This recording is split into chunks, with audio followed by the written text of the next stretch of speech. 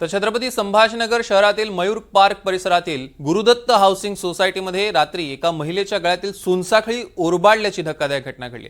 दुचाकीवरून आलेल्या दोन अज्ञात चोरट्यांनी शतपावली करणाऱ्या महिलेवर झडप घातली आणि 2 तोळ्यांची सोनसाखळी पळवून नेली। या प्रकरणी फिर्यादी हर्षा महेश बाहेती यांनी हर्सुल पोलीस ठाण्यात गुन्हा दाखल केलाय।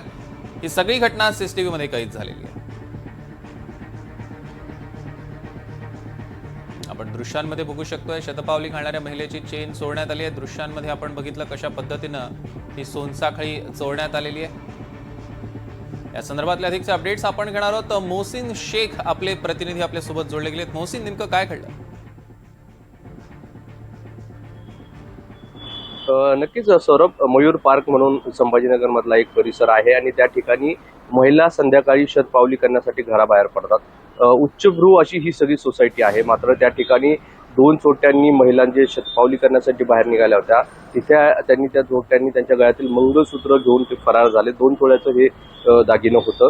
या सगळ्या घटनेनंतर संताप देखील व्यक्त केला जातोय आणि आपण जर सीसीटीव्ही जर व्यवस्थित बघितलं तर कशा पद्धतीने ते दुचाकी स्वार तिथे आले आणि अत्यंत साधपणाने, म्हणजे असं कुणालाही वाटणार नाही की ते चोर होते, महिलेच्या जवळ येतात आणि गळ्यातील जी चैन आहे किंवा ती मंगळसूत्र आहे ते घेऊन ते फरार होताना आपल्याला पाहायला मिळतात। गेल्या काही दिवसात संभाजीनगरमध्ये या अशा घटना मोठ्या प्रमाणात वाढल्या आणि खास करून उच्चभ्रू सोसायटीमध्ये ज्या महिला राहतात त्यांना हे चोर टार्गेट करताना पाहायला मिळतात।